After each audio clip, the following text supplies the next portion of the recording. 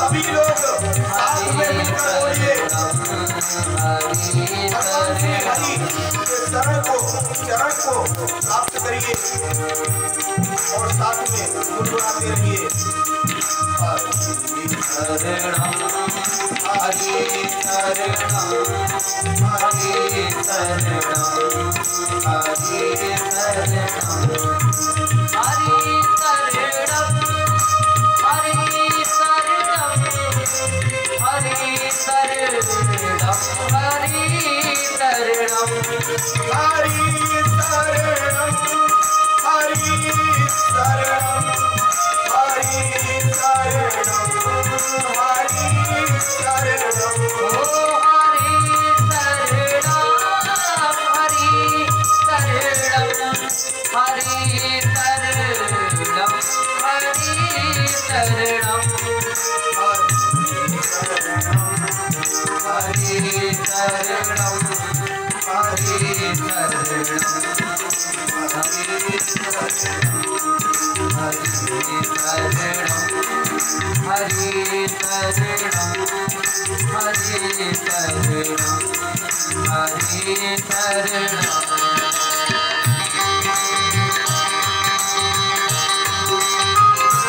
हरि शरणम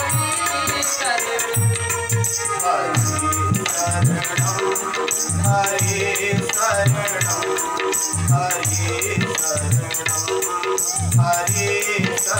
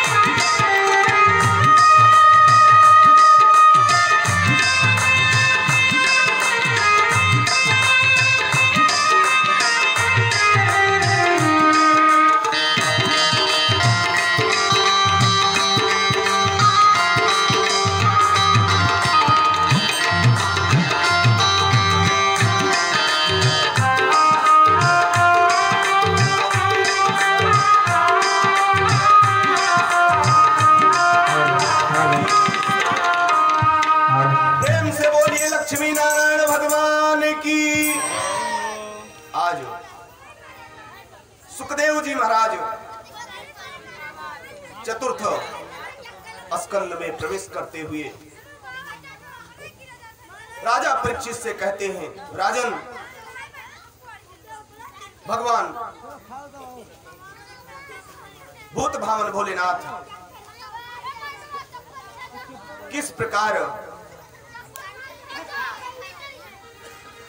अपने भक्तों पर कृपा करते हैं और किस प्रकार प्रजापति दक्ष अभिमानवश भूत भावन भोलेनाथ का अपमान करता है और भूत भावन भोलेनाथ मुस्कुराते हुए सारे बातों को टाल देते हैं। जब सुखदेव जी महाराज ने इस भांति राजा परीक्षित से कहा, राजा परीक्षित ने कहा, भगवान, इस कथा को अगर आप विस्तार से कहें, मेरा हृदय, मेरा कर्ण आनंदित हो जाएगा, मेरा जीवन धन्य हो जाएगा अगर आप सती जी का चरित्र विस्तार पूर्वक कहेंगे। एक दिन होता क्या है, सुखदेव जी महाराज कहते हैं, राजन, एक बार ब्रह्मा जी ने एक सभा का आयोजन किया और उस सभा में समस्त देवता गणों को आमंत्रित किया। उस सभा के जो प्रजापति थे वो शिव जी के ससुर जी थे। मेन मुखिया सभा के वही थे। आज उस सभा में ब्रह्मा, विष्णु, महेश, इंद्रादिक समस्त देवतागण एकत्र होते हैं। सबके सब अपने सिंहासनासीन हैं, सिंहासन पर विराजमान हैं। ब्रह्मा भी हैं, विष्णु भी हैं, रुद्र देवता शंकर जी भी हैं। उधर भगवत कृपा से होता क्या है, उस सभा में दक्ष प्रजापति का आगमन होता है और जब सभा में दक्ष प्रजापति का आगमन हुआ, समस्त देवतागण प्रजापति का स्वागत करने के लिए खड़े हो गए। लेकिन उस सभा में ना तो ब्रह्मा जी प्रजापति का स्वागत करने के लिए खड़े हुए और ना भूत भावन भोलेनाथ ही खड़े होते हैं। दक्ष प्रजापति को लगा किस सभा में मेरा अपमान हो रहा है। समस्त देवतागण, यहां तक कि देवराज इंद्र भी मेरा सम्मान कर रहे हैं, लेकिन ये शंकर सिंहासन से खड़ा ना होकर के मेरा अपमान किया है। ब्रह्मा अगर मेरा सम्मान नहीं किए कोई बात नहीं, क्योंकि मैं उनका मानस पुत्र हूं, वो मेरे पिता हैं। अगर पिता पुत्र का सम्मान नहीं करता है तो मुझे कोई दुख नहीं है, लेकिन ये शंकर, ये तो मेरा जमाई है, पुत्र की भांति है, फिर भी इसने मेरा अपमान किया, अच्छा नहीं किया है। अनाप शराब बकना प्रारंभ कर देते हैं दक्ष प्रजापति। होता क्या है बंधुओं, सभा समाप्त किया जाता है। समस्त देवतागण अपने अपने स्थान को प्रस्थान करते हैं। इधर दक्ष प्रजापति ने सोचा कि शिव ने मेरा अपमान किया है, मेरा जमाई, मेरा दामाद होकर भी उसने मेरा अपमान किया है, तो मैं भी उसको अपमानित करूंगा। तो इस भावना से उन्होंने एक यज्ञ का आयोजन किया और उस यज्ञ में समस्त देवतागणों को आमंत्रित करते हैं दक्ष प्रजापति, लेकिन भूत भावन भोलेनाथ को आमंत्रित नहीं करते हैं। समस्त देवतागण जब आमंत्रित होते हैं एक एक करके आकाश मार्ग से दक्ष प्रजापति के यहां प्रस्थान करने लगते हैं। इधर कैलाश पर्वत से देवतागणों ने जब सुना कि भूत भावन भोलेनाथ को उस यज्ञ में आमंत्रण नहीं मिला है, तो सबके सब कैलाश पर्वत से दक्ष प्रजापति के यहां जाने लगते हैं। जब माता सती ने देखा कि देवतागण जा रहे हैं, उन्होंने प्रश्न किया, आप सब कहां जा रहे हो? देवतागणों ने कहा, अरे आपको नहीं पता, आपके मैके में यज्ञ का आयोजन हुआ है, क्या आपको निमंत्रण नहीं मिला?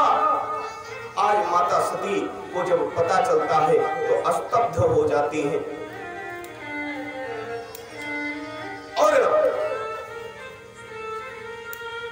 ये भावना लेकर के भूत भावन भोलेनाथ के पास पहुंच जाती है और कहने लगती है, प्रभु मेरे पिता के यहाँ यज्ञ का आयोजन हुआ है, अगर आपकी कृपा हो जाती तो उस यज्ञ में मैं जाना चाहती हूँ।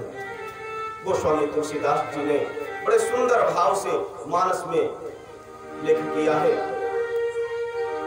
जब सती जी ने कहा कि प्रभु मैं भी उस यज्ञ में जाना चाहती हूँ, यज्ञ में सम्मिलित होना चाहती हूँ, कहवनी का मोरो मन भावा, कहवनी के मोरो मन भावा, कहवनी के मोरो मन भावा, कहवनी का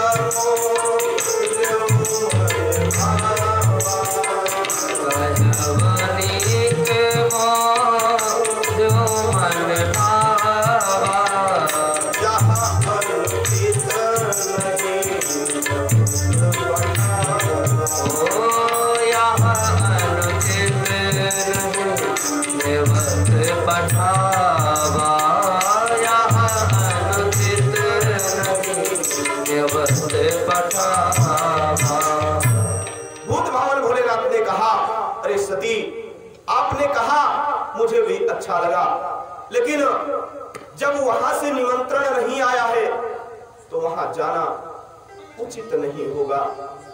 पर सती जी हट कर बैठती हैं।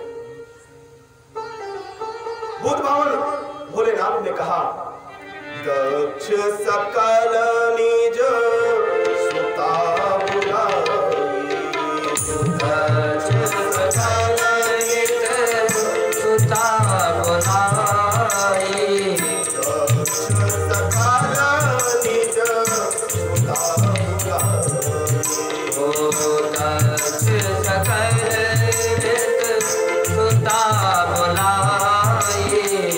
अमर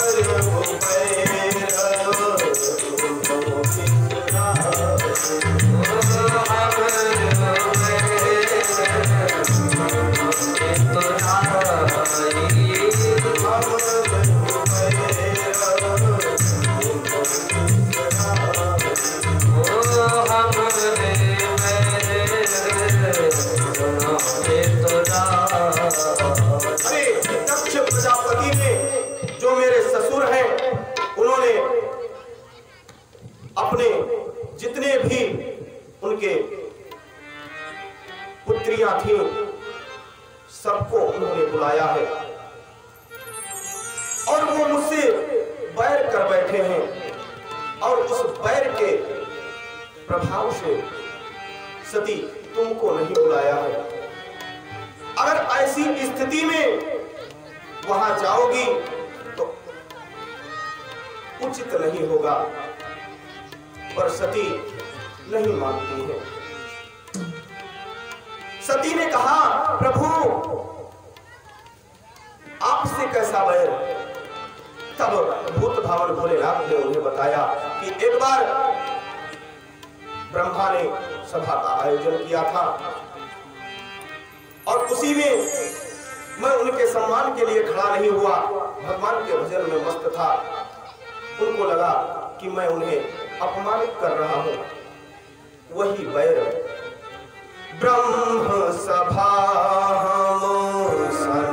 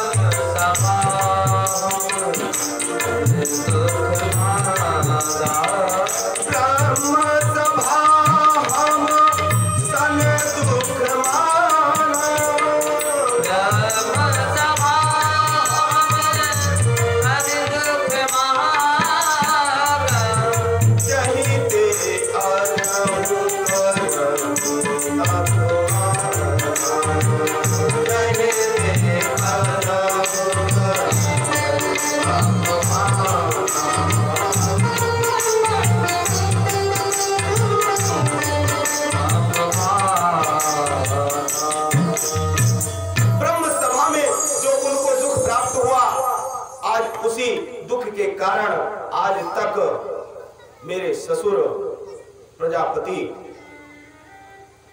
मेरे से बैर कर रहे हैं। लेकिन सती अगर ऐसी स्थिति में तुम वहां जाओगी अच्छा नहीं होगा। जो भी न बोले जाओ भवानी, जो भी न बोले जाओ भवानी, जो भी न बोले जाओ भवानी, ओ जो भी न बोले, जो भी न बोले, जो भी न बोले जाओ भवानी। रहाई नसीरो अनेहल प्रभु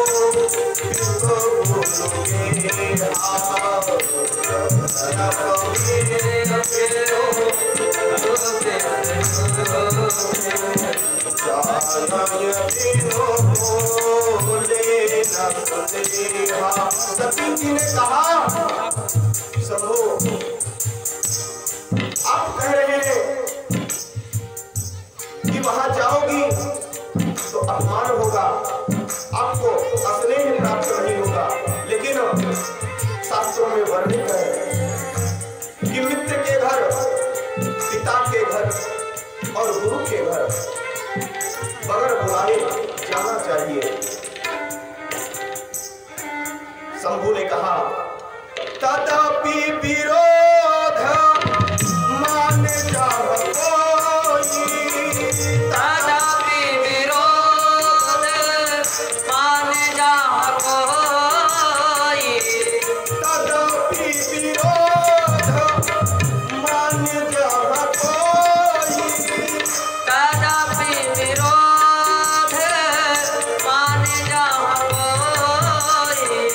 कहाँ गए न होई तहाँ गए कल, न होई तहाँ गए कल, याद न हो। भगवान भोलेनाथ ने बार बार कहा, सती अगर वहां जाओगी याद न हो। आपका कल्याण नहीं होगा, आपका अपमान ही होगा। पर सती हट कर लेती है। और जब जब सती ने हट किया उसका परिणाम सती को भोगना ही पड़ा।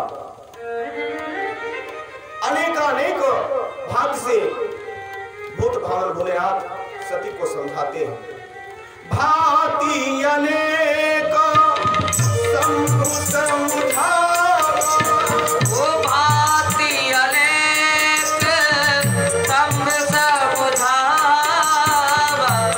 भांति अनेक शंभु समझावा, भांति अनेक शंभु समझावा।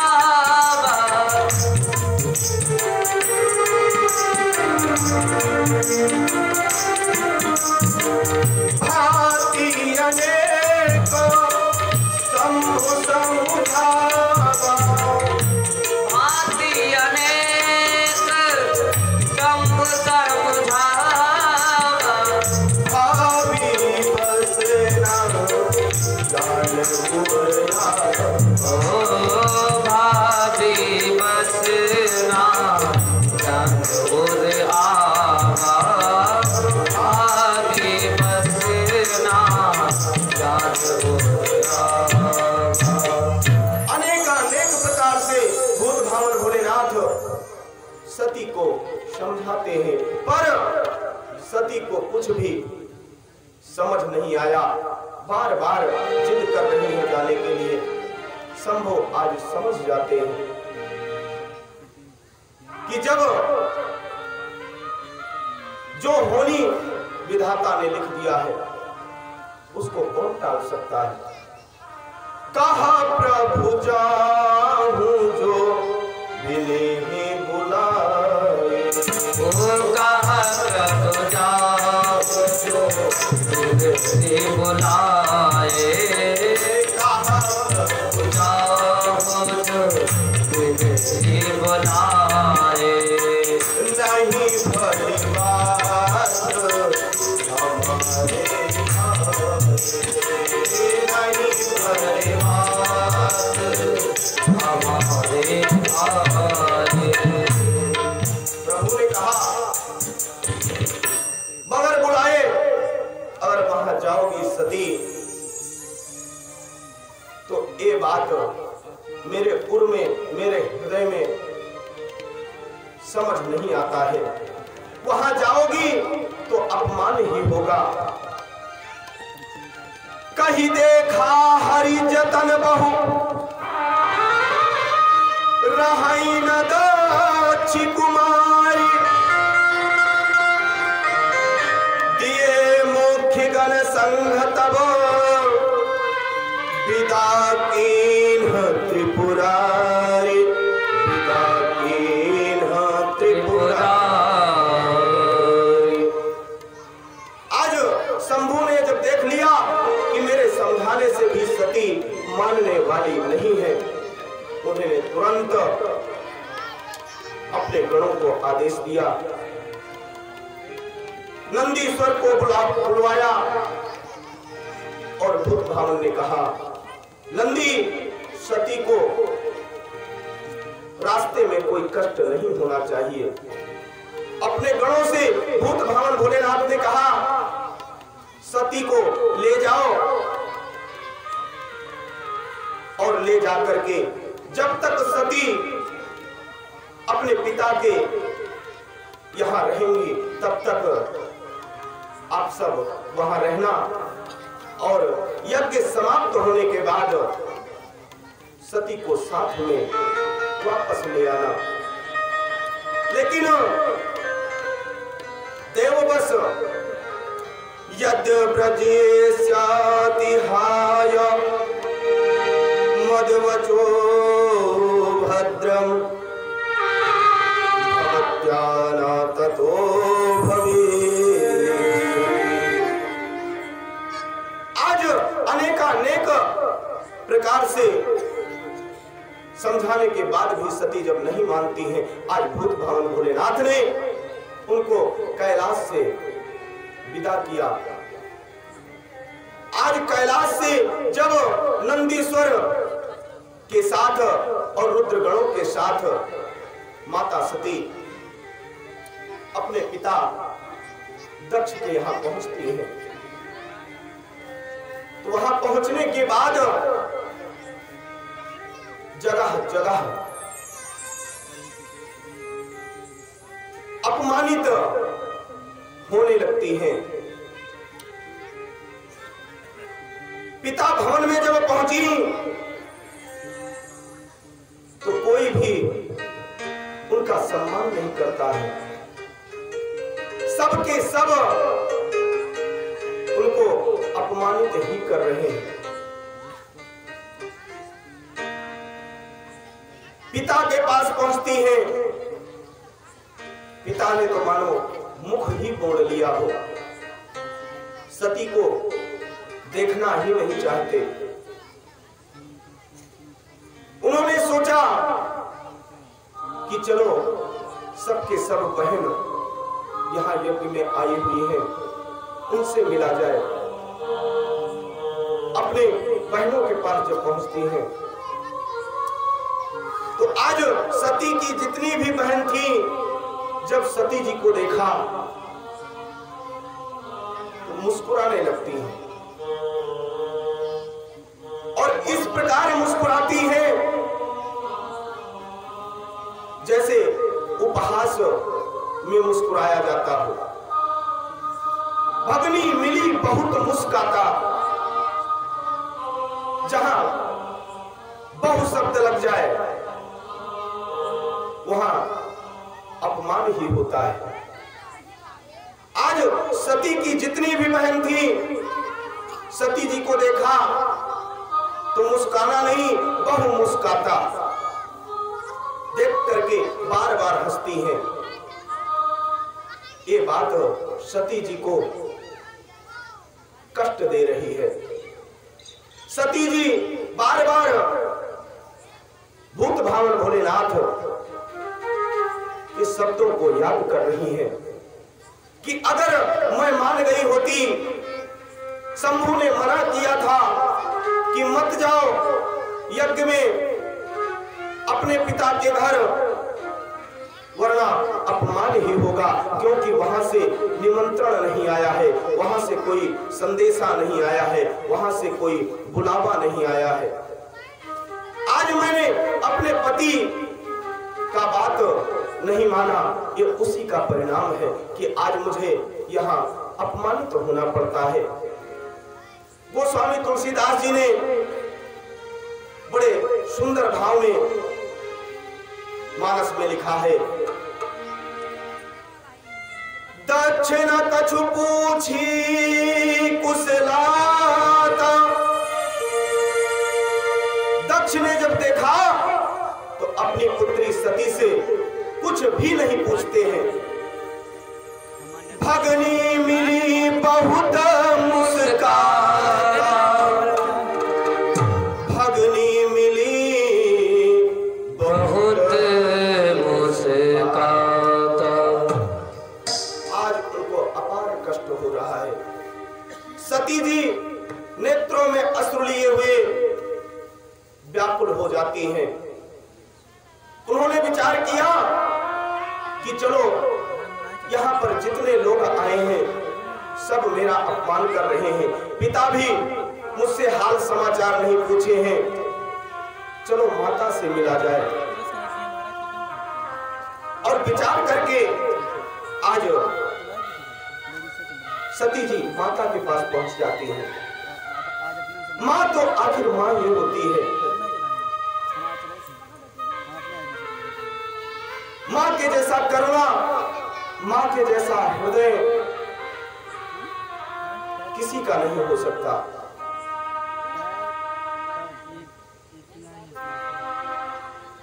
माँ सदैव अपने पुत्रों से, अपनी पुत्रियों से जिस प्रकार स्नेह करती है ना, वो ऐसा स्नेह पिता नहीं कर पाता है।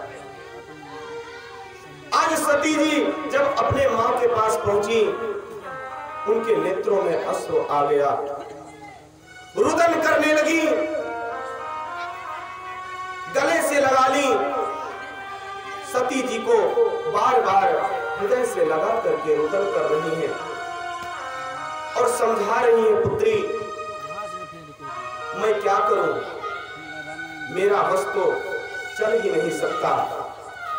आप तो अपने पिता के बारे में अच्छी तरीके से जानती हो। सती जी ने कहा, मां चिंता मत करो, यहां मेरा अपमान नहीं हो रहा है। जो जगत के पालन करता है, जो जगत के कल्याण करता है और वही संहार करता भी है, ऐसे हैं मेरे पति।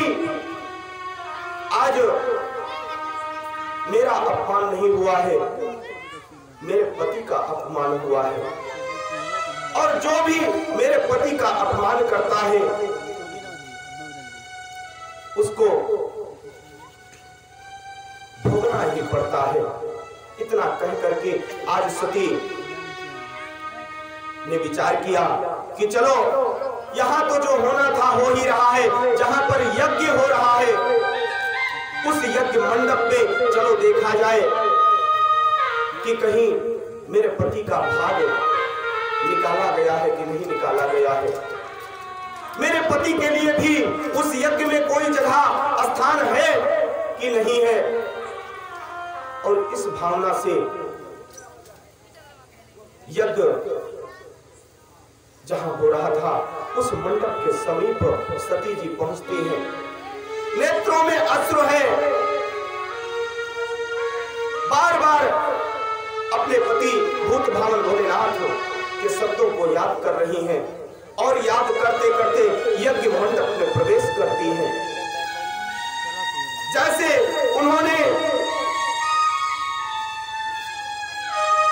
यज्ञ मंडप में प्रवेश किया, वहां पर चारों तरफ देखा, कहीं पर भी शिव जी के लिए कोई भाग नजर नहीं आया। बार बार यज्ञ मंडप को निहार रही हैं, बार बार समस्त देवी देवताओं के स्थान को निहार रही हैं। और जब शिव जी के स्थान को नहीं देखती हैं, शिव जी के लिए कोई भी भाग को नहीं देखती हैं, व्याकुल हो उठती हैं। कोई भी यज्ञ हो, कोई भी अनुष्ठान हो, अगर शिव जी के लिए उस यज्ञ में स्थान ना हो तो यज्ञ पूर्ण नहीं हो सकता है। लेकिन दक्ष प्रजापति आज उसको मद आ गया था, वो भूल गया था कि शंभु आखिर कौन है। वो तो बस इतना जानता था कि शंकर मेरे दामाद ही है। दक्ष प्रजापति को यह भी नहीं पता था कि आखिर शंकर है कौन। यज्ञ में भाग शंकर जी के लिए नहीं, कोई भी स्थान नहीं। सती जी को लगा कि जहां पर मेरे पति का अपमान हो, मेरे पति के लिए कोई स्थान ना हो, उस जगह रहना अच्छा नहीं है। आज तुरंत शिव अपमान न जाय सही, हृदय न होय प्रबोध। शिव अपमान न जाय सही, हृदय न होय प्रबोध। सकल सभई हटी हटकी तब, बोली वचन कठोर। जब उन्होंने देखा कि कहीं भी शिव जी के लिए जगह नहीं है, मेरे पति का, मेरे शंभु का अपमान हुआ है, तुरंत क्रोधित हो उठती है और पिता के सन्मुख जाकर के खड़ी हो गई और कहने लगी, पिताश्री, आपने मेरे पति का अपमान नहीं किया है, आपने साक्षात पार ब्रह्म का अपमान किया है। जैसे सती ने कहा कि आपने साक्षात पार ब्रह्म का अपमान किया है, दक्ष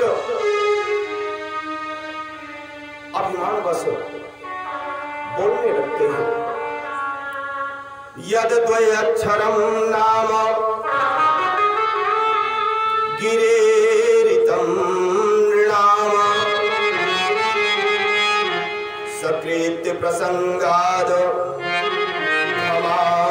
सुहंति तत।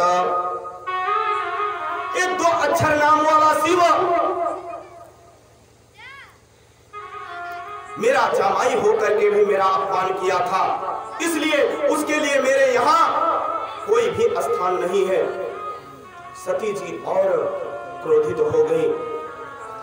सती जी ने कहा, अरे जिसको आप 2 अक्षर का नाम वाला कह रहे हैं, वही 2 अक्षर के जप मात्र से ही जीवों का कल्याण हो जाता है, संसार का पालन पोषण संहरण उसी 2 नाम से ही होता है, 2 नाम के अक्षर से ही होता है। पवित्र कीर्ति तमलंघय शासनम भवान हो दृष्टि शिवम शिवेतराः। अरे वो शिव मात्र जिह्वा पर ये शिव नाम का उच्चारण इस जिह्वा से हो जाए तो जिह्वा ही नहीं पूरा जीवन पवित्र हो जाता है। और ऐसे नाम को आपने 2 नाम वाला शिव कह दिया, 2 अक्षर वाला शिव कह दिया। अरे ये जीवन, ये सती का जीवन जो आपके द्वारा ये शरीर प्राप्त हुआ है, अब मैं इस शरीर को लेकर के कैलाश नहीं जाऊंगी। धिक्कार है ऐसे शरीर को, क्योंकि आपके द्वारा मेरा उत्पन्नता हुआ है, ये शरीर आपके द्वारा उत्पन्न हुआ है, इसलिए आज ही अभी इसी क्षण मैं इस शरीर का त्याग करती हूं। और तुरंत क्रोधाग्नि को प्रकट करती है माता सती और उसी अग्नि में प्रविष्ट कर जाती है, अपने शरीर को भस्म कर देती है। जैसे माता सती क्रोधाग्नि में प्रविष्ट की, जो गण माता जी को लेकर के वहां पहुंचे थे, सबके सब व्याकुल हो जाते हैं, क्रोधित हो जाते हैं, उपद्रव करना प्रारंभ कर देते हैं। उसी में से एक गण पहुंचता है भगवान भोलेनाथ के पास, भगवान को सूचना दिया। भगवान भोलेनाथ ने तुरंत अपने जटा से एक जटा को उखाड़ा और जैसे कैलाश पर पटका, तुरंत वीरभद्र प्रकट हो जाता है। और ऐसे प्रकट हुआ वीरभद्र, कहा प्रभु आज्ञा करिए, किसका संहार करना है? प्रभु ने कहा तुरंत यहाँ से पहुंचो और दक्ष प्रजापति के यहाँ जो यज्ञ का आयोजन हुआ था उसका विध्वंस कर दो, क्योंकि सती ने अपने प्राण को त्याग दिया है, अपने शरीर को छोड़ दिया है। तुरंत वीरभद्र पहुंचता है और वहां जाकर के उथल मचा देता है। जो भी यज्ञाचारी वहां थे, किसी का वीरभद्र ने दाढ़ी पकड़ा, किसी का मोछ उखाड़ा, किसी का चुर्की पकड़ लिया, किसी का गला पकड़ के दबा दिया। आज जैसे ही दक्ष प्रजापति सामने आते हैं, तुरंत शिव जी के आदेशानुसार तांडव की भांति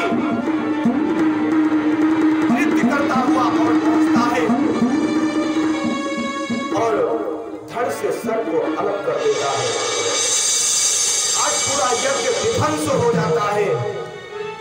सब देवता आदि घबरा उठते हैं, जो भी देवताओं का आवाहन वहां उस यज्ञ में हुआ था सब भाग खड़े होते हैं और जाकर के ब्रह्मा जी से कहते हैं।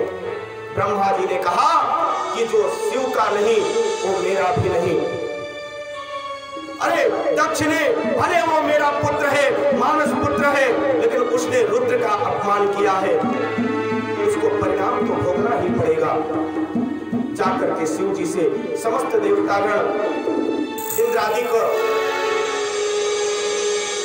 कैलाश पर्वत पहुंचते हैं और शिव जी से प्रार्थना करते हैं। पुनः भगवान के आदेशानुसार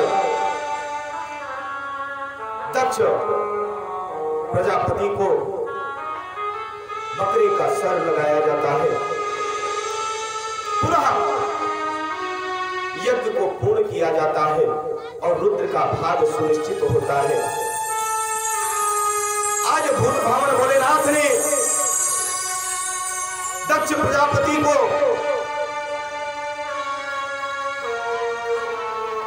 नाना प्रकार से आशीर्वाद देकर के पुनः कैलाश पहुंचते हैं और कैलाश जाकर के जैसे ही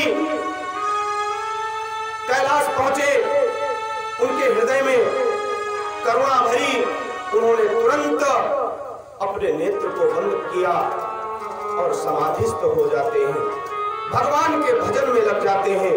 आइए हम आप भी 2 बार भगवान नाम संकीर्तन तत्पश्चात कथा की ओर कथा का रस स्वादन करेंगे। भूत भावन भोलेनाथ सदैव राम मंत्र का जाप किया करते थे। आज वो समाधिस्थ होकर के अपने प्रभु अपने इष्ट का स्मरण करने लगते हैं, ध्यान करने लगते हैं। श्री राम जय जय राम, श्री राम जय जय राम, श्री राम जय जय राम।